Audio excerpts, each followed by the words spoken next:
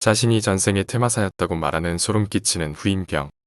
이번에는 군대에서 경험한 일이 아닌 예전에 경험을 했지만 당시에는 그게 귀신인지 모르고 나중에 졸병을 통해서 그게 귀신이었다고 확인했던 얘기를 하려고 합니다. 제 고향은 충남 태안입니다. 사실 제 고향이 거기는 아니고 아버지 고향이 거기입니다. 아무튼 어렸을 때에는 방학 때 누나들과 부모님과 함께 시골에 갔다가 저만 남고 다 올라가곤 해서 시골에 있던 시간이 오히려 서울에 있던 시간보다 많습니다. 덕분에 시골에 친구들도 많습니다. 그 귀신을 본 게 제가 중학교 2학년 때였습니다. 1989년도입니다. 할아버지 제사로 시골에 갔는데 오랜만에 친구를 만나려고 친구네 집에 갔습니다. 솔직히 태안이라는 동네가 지금도 가보시면 알겠지만 정말 촌동네입니다. 그래서 집들도 정말 귀염귀염 떨어져 있고 아무튼 친구네 집까지 가려면 버스도 없고 자전거를 타고 40분쯤 가야 합니다. 친구네 집에 가려면 큰 개울 하나를 건너가야 되는데 개울이라고 하긴 약간 큰 것이라서 넓은 다리도 하나 있습니다. 그 다리 옆에 구멍가게가 하나 있었는데 월남전에 참전했다가 다리를 다친 아저씨 한 분이 가게를 하고 있었습니다. 몸이 그래서인지 결혼도 못하고 혼자 가게를 하던 아저씨입니다.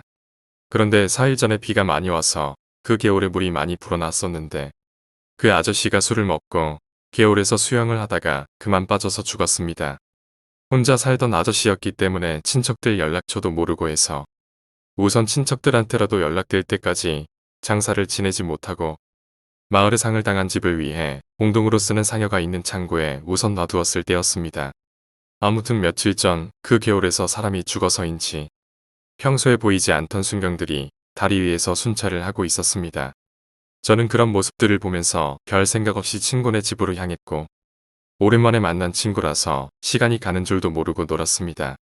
해지기 전에 큰 댁으로 가려고 했는데 놀다가 보니 이미 해가 져서 어두워졌습니다. 그때가 11시쯤 됐었는데 우리 큰 댁은 제사를 12시가 넘어서 지내기 때문에 서둘러서 가면 되겠다고 생각하고 친구네 집을 나섰습니다. 급하게 나오느라 친구한테 랜턴을 빌린다는 걸 잊어버려 어쩔 수 없이 자전거 바퀴를 이용한 불빛 하나만을 의지해서 큰 댁으로 향했습니다. 그날은 이상했던 것이 분명히 금음날인데 이상하게도 모든 게 훤하게 잘 보이는 것이었습니다.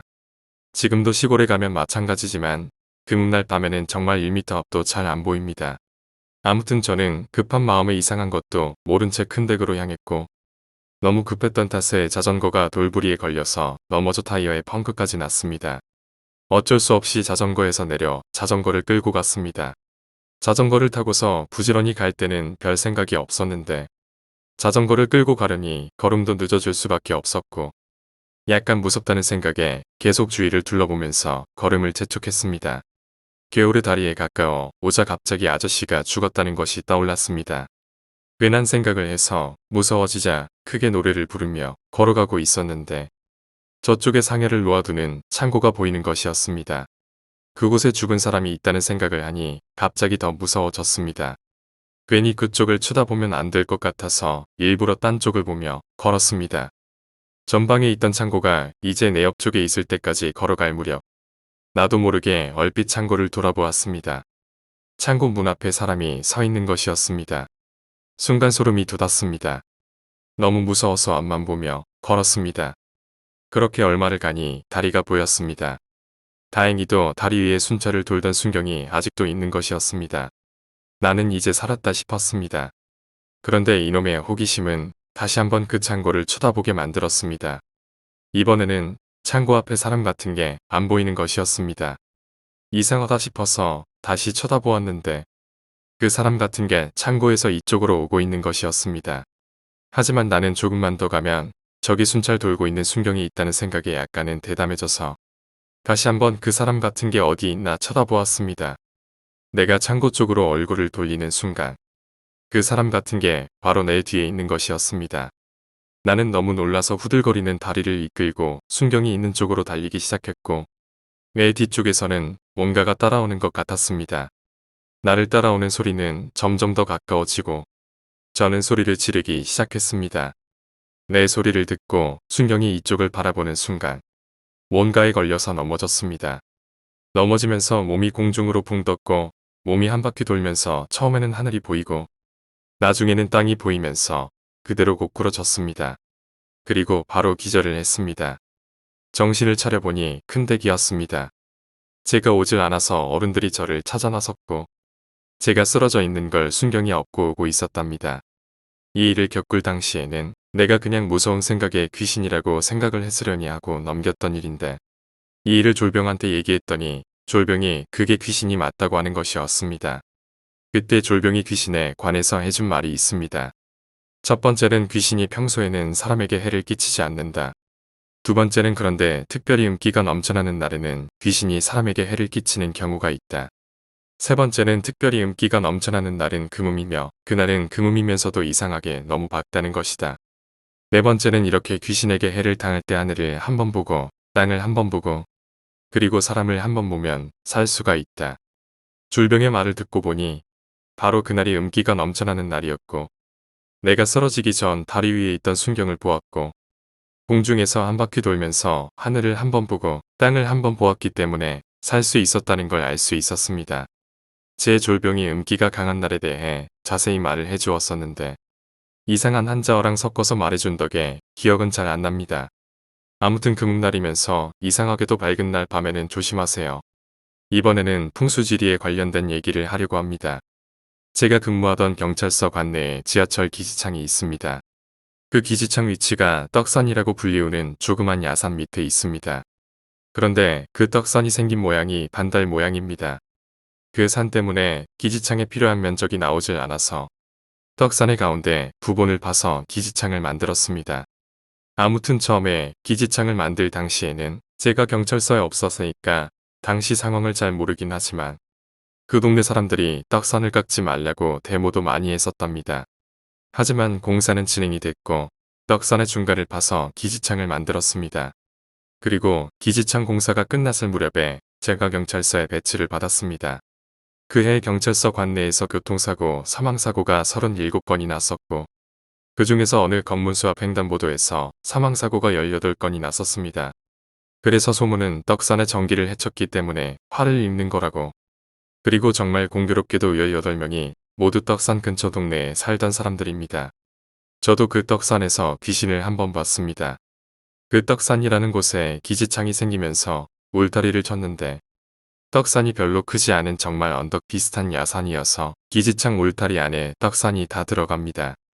아무튼 그 울타리에 순찰차 순찰함이 있고 시간마다 순찰한 사람이 사인을 하게 되어 있는데 그날은 제가 사인을 하는 날이었습니다.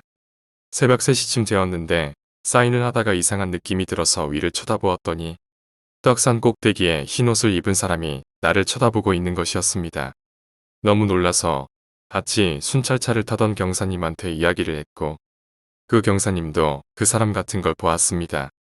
그 경사님이 사람이겠지 했지만 떡산에는 철조망 때문에 사람이 올라갈 수가 없다고 했더니 순찰차 지붕에 달린 엄청 밝은 서치 라이트로 떡산 위를 비춰보았습니다. 꼭대기라고 해도 실제 거리로는 40m 정도밖에 안 되고 서치 라이트가 워낙 밝기 때문에 사람이 있었다면 정확하게 볼 수 있는 거리였습니다. 분명히 사람이었습니다. 그런데 이상한 점은 눈은 보이는데 코나 입이 보이질 않는 것이었습니다. 순간 그 경사님과 저는 귀신이라는 생각에 순찰차를 타고 도망치듯이 왔던 적이 있습니다. 아무튼 그해 연말에 그 동네에서는 무당을 불러다가 구슬하고 난리를 쳤고 그 효험이 있어서인지 그 다음부터는 그 횡단보도에서 사람이 죽은 일은 없었습니다. 그래서 그 다음해에는 관내 교통사고가 15건밖에 일어나지 않았고 교통과장은 1계급 특진이 되었답니다. 이번 이야기도 제가 야간 순찰 시 겪었던 일입니다.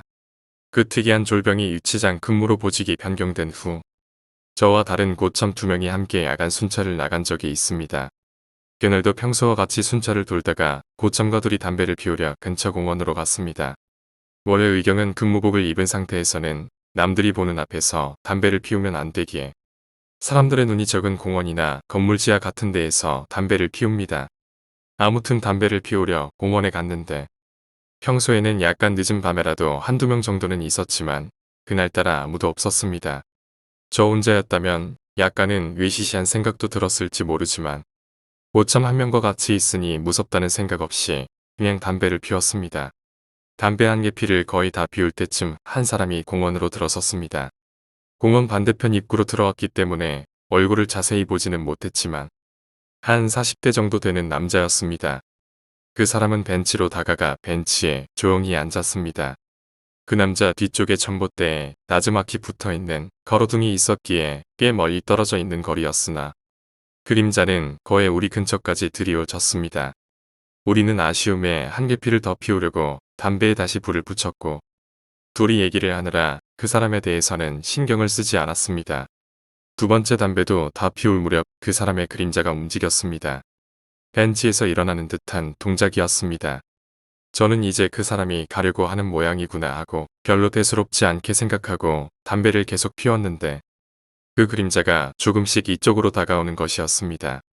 문득 그 사람을 보려고 앞을 보았는데 앞에는 아무도 없는 것이었습니다. 이상하게 생각되어서 다시 그림자를 쳐다보았는데 그 그림자는 계속 이쪽으로 다가오고 있는 것이었습니다. 한마디로 사람은 없는데 그림자만이 이쪽으로 혼자 다가오고 있는 것이었습니다. 순간 온몸에 솜털까지 서는 느낌이었습니다. 오참은 그 사실을 좀 지난 후에 깨닫고 거의 실신지경에 이르렀습니다. 둘이 발이 땅이 붙은 듯이 꼼짝도 못하고 계속 그 그림자만을 쳐다보고 있는데 그림자의 모양이 조금씩 변하는 것이었습니다. 처음에는 그 40대 남자의 형상이었던 것이 점점 알 수 없는 형체로 변하고 있었습니다. 그리고 나중에는 손에서 날카로운 칼 같은 것이 튀어나오는 것 같았습니다. 나는 예전에 그 졸병이 이야기해준 것이 문득 떠올랐습니다. 귀신에게 해를 입을 상황이 온다면 하늘과 땅, 그리고 사람을 한 번씩 보면 살 수 있습니다.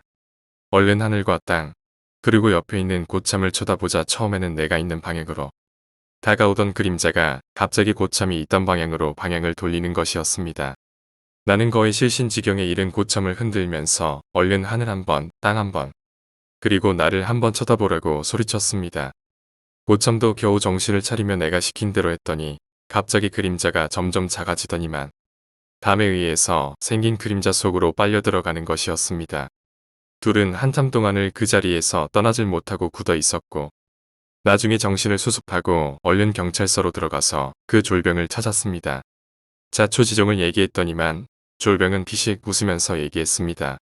제가 예전에 말씀드리지 않았습니까? 그 몸인데도 불구하고 이상하게 밝은 밤이라면 그날은 조심하라고 했지 않습니까?